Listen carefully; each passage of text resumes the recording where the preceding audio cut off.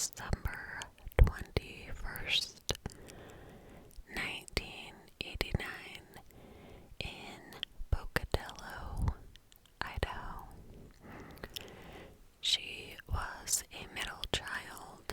She had an older sister and a younger brother.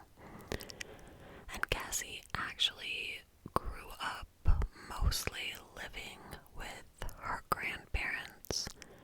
By early 2006, she was back living with her mother and her mother's boyfriend, as well as Andrew, her younger brother.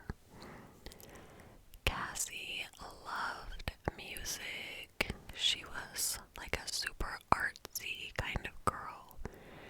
She really liked to draw. She was a very dedicated student. She got really good grades. And she wasn't like a party girl. That definitely wasn't her scene. She didn't drink or do drugs. And she really loved to go take care of her aunt and uncle's house when they were out of town. They had some animals. They had like a really big house. And they traveled quite a bit. And so they would often hire her to come take care of the property. So in 2006, Cassie was dating a boy named Matt Beckham, and the two had been dating for a few months. On the night of September 22nd, 2006, Matt and Cassie have plans to hang out, and two of Matt's friends are also planning on hanging out with them. These two boys' names were Tori Adamczyk and Brian Draper. So they all decide to hang out, and Cassie was actually house sitting for her aunt and uncle on this weekend. So they decide to hang out at her uncle's house. Now this is a really nice home. It's a 2-acre estate on Whispering Cliffs Drive. So around 7:20 that evening, the two boys arrive at the house.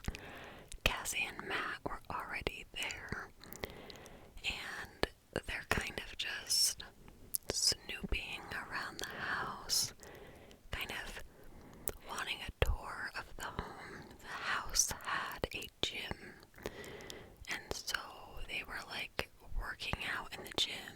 The two boys were like lifting weights, and then they all decided they would just like hang out and watch a movie. So they're looking through all the movies that the family has, and Tori decides that they should watch Kill Bill Volume 2. Around 9:30, Brian's kind of getting bored.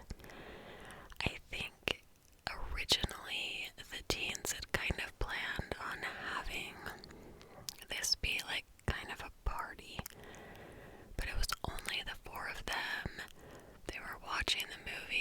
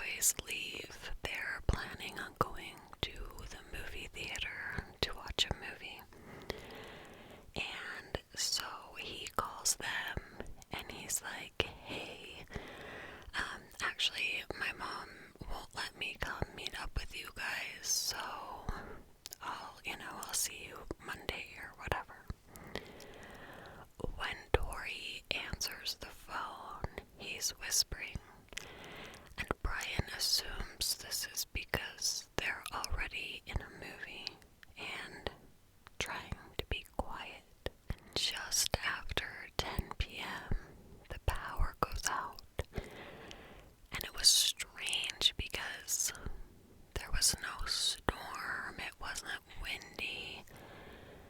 The power just kind of went out for no real reason, and this really creeped Matt and Cassie out.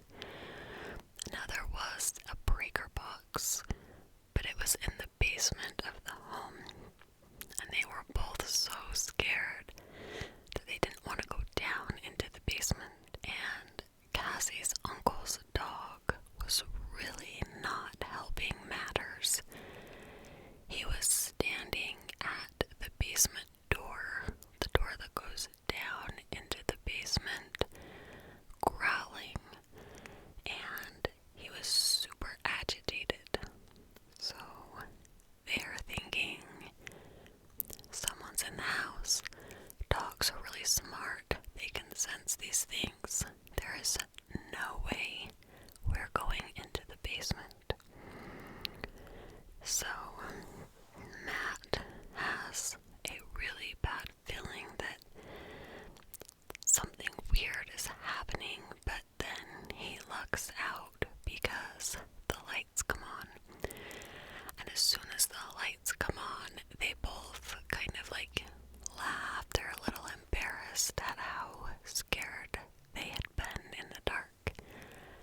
And then soon Matt's mother arrives just before 11:30. So by this time the power is back on and the tensions are not quite as high. Matt's mom arrives, and her surprise was that she had Matt's dad with him. He had actually been in rehab for a while, so he hadn't been able to see his dad, so this was like a great surprise. He was really excited to see his dad and go home and hang out with his family. All the nervousness that Cassie and Matt had felt earlier kind of dissipated. However, he feels kind of bad, like the plan had been for him to hang out with Cassie all weekend, and now he's totally abandoning her. So he asks his mom, he's like, can Cassie come home with us tonight? It's kind of creepy here, the power went out. And his mom's like, she told her aunt and uncle she would be here. They hired her to stay here, so she should probably stay here. And Cassie totally agrees. She's like, no, it's fine. I'm gonna stay here and take care. I think there were 2 dogs and 3 cats, so she kind of waves him off. Everything is gonna be fine. Plus, with the lights back on and the dogs no longer growling, it's like not scary at all. So she has no problem sending Matt off with his parents. But what Cassie didn't know was that before the boys, Tori and Brian, had left earlier, they had unlocked the basement door so they could return later that night. So Cassie settles in for the night. The plan is for her to house it until Sunday, when her family members would be coming back from vacation. Cassie thinks she's alone in the house, but she isn't. Brian and Tori were hiding downstairs. They were waiting for Matt to leave. And once Matt leaves, they flip the breaker and turn all the lights off in the house again.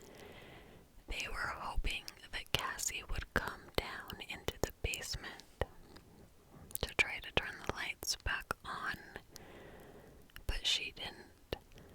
So eventually, they go back upstairs. Brian was armed with a dagger type of knife, and Tori had a hunting knife. Brian crept up the stairs and slammed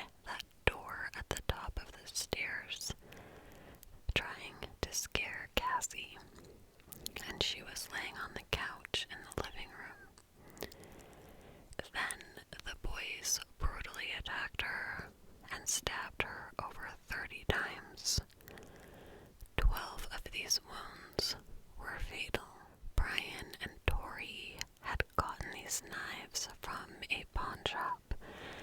They were not actually old enough to buy them themselves, but they had a friend who was 18 named Joe Lucero, and he bought the knives for the boy. So the weekend just passes.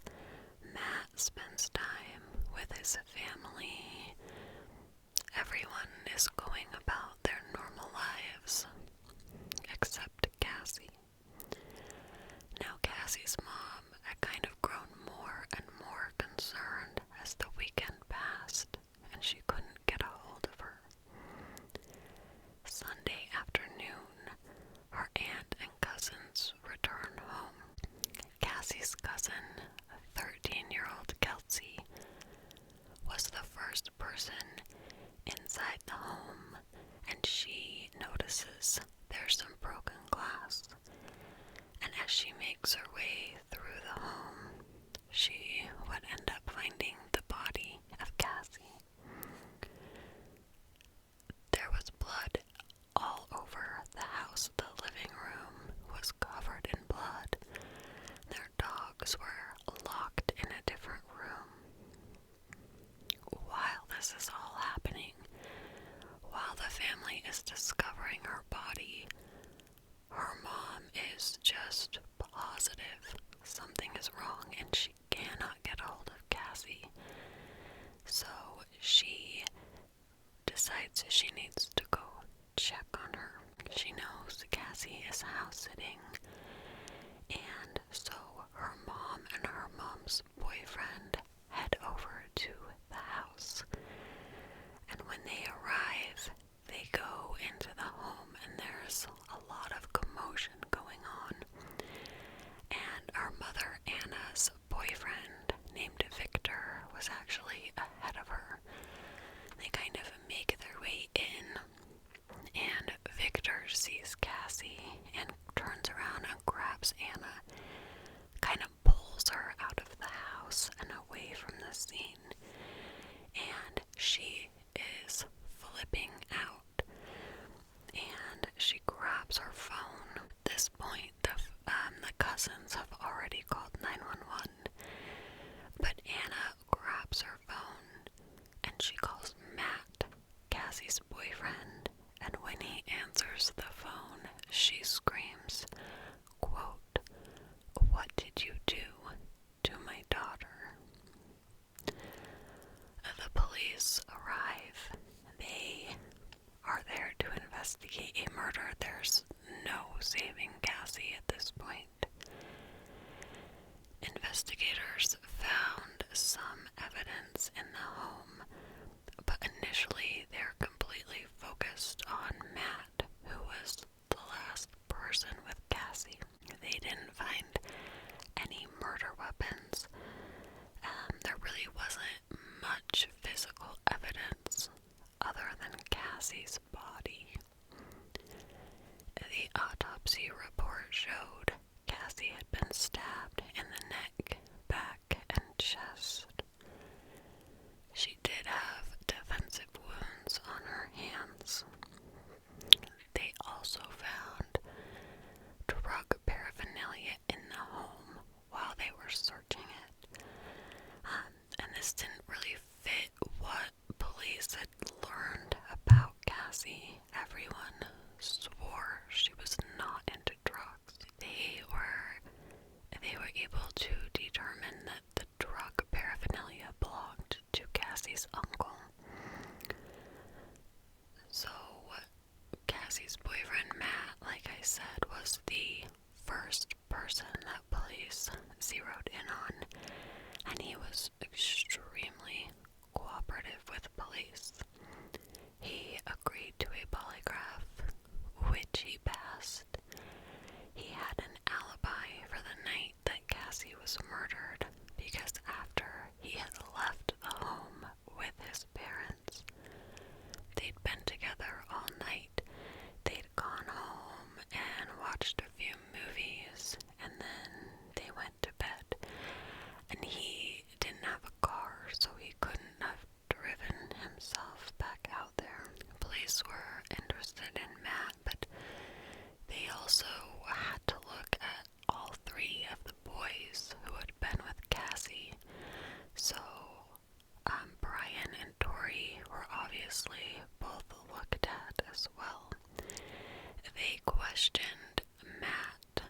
extensively about his two friends, and he told them that he believed that both Brian and Tori were attracted to Cassie.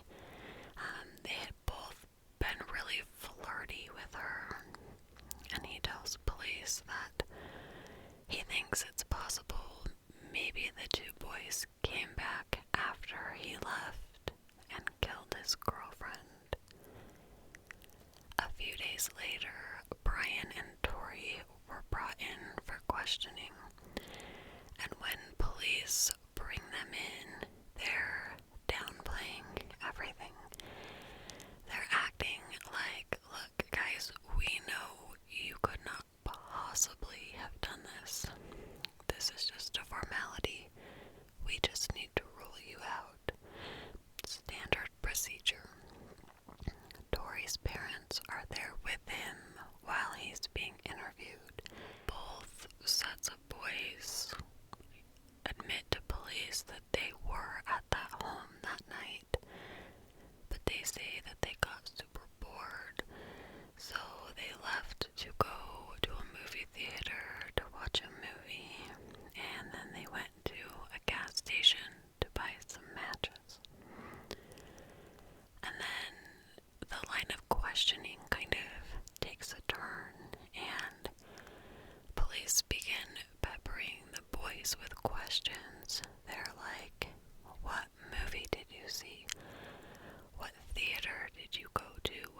Where did you park your car when you got there?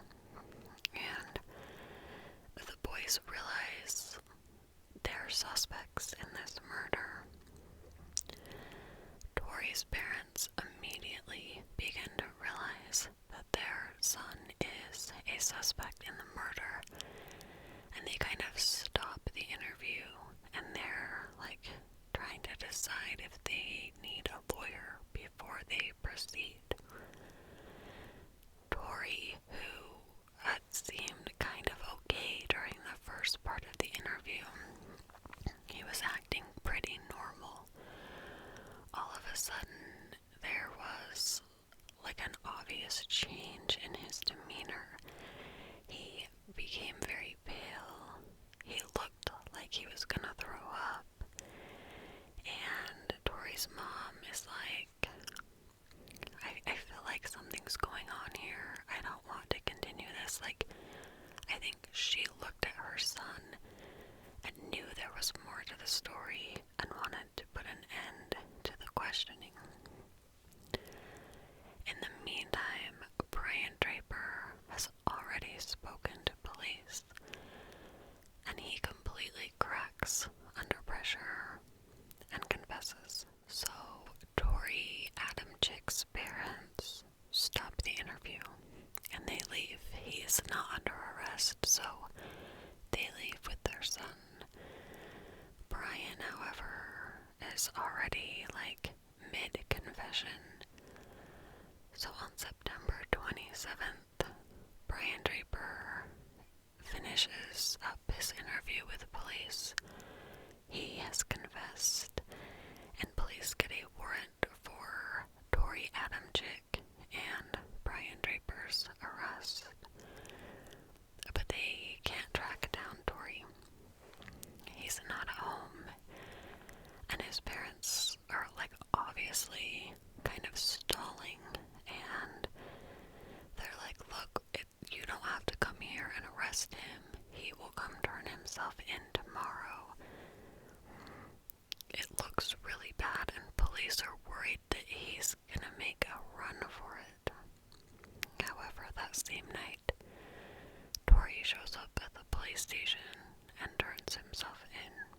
Because Brian had confessed, he had told police everything, so they were able to recover the murder weapons. Brian and Tori had taken the weapons, as well as the masks they had worn during the attack, to Black Rock Canyon, and they had gotten rid of them. Police also found a camera that had footage of the two boys in school on it. They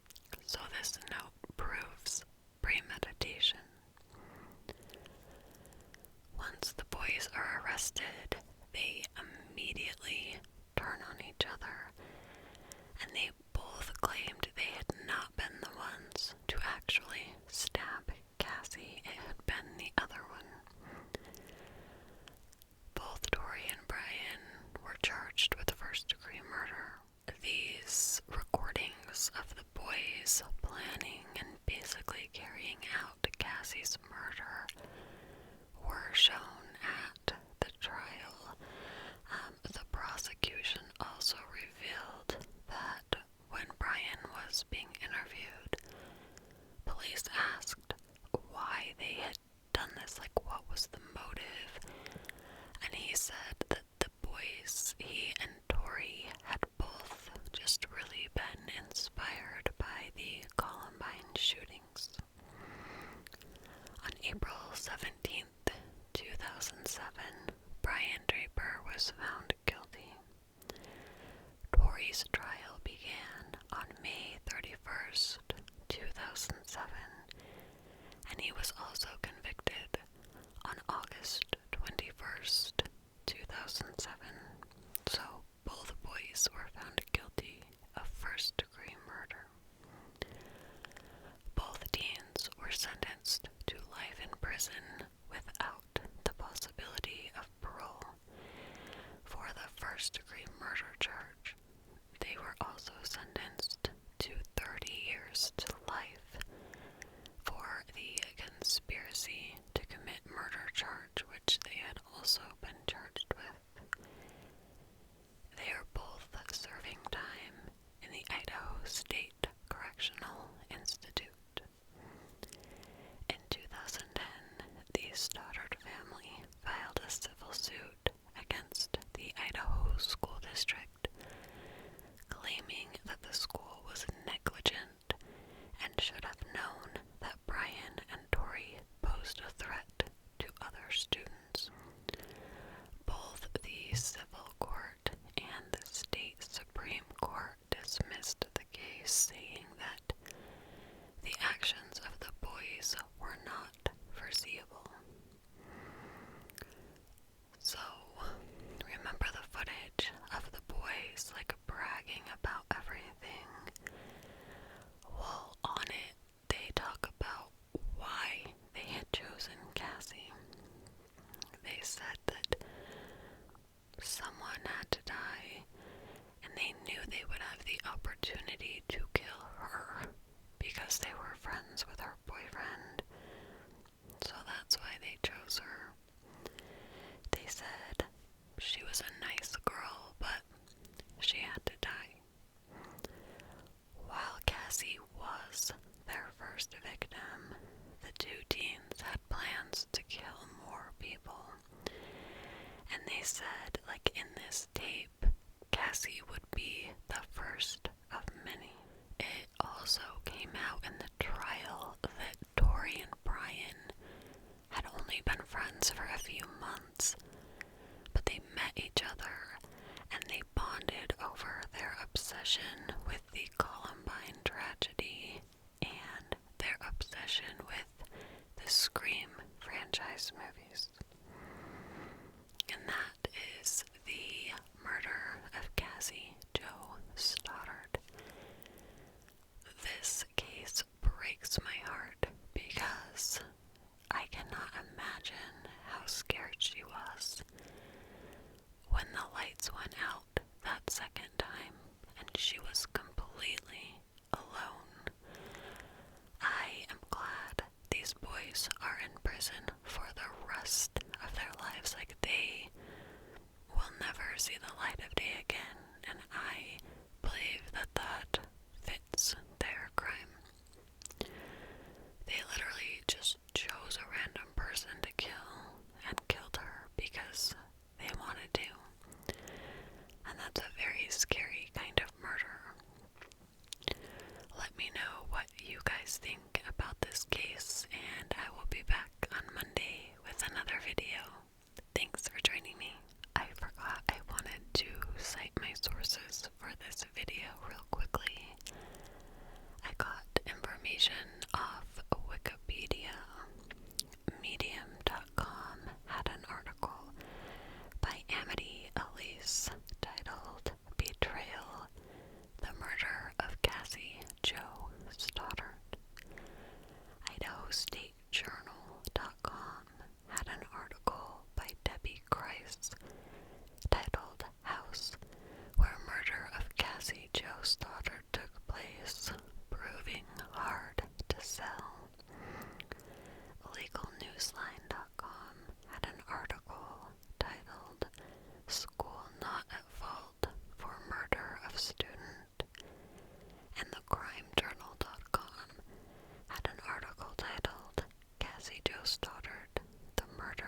a 16-year-old girl by her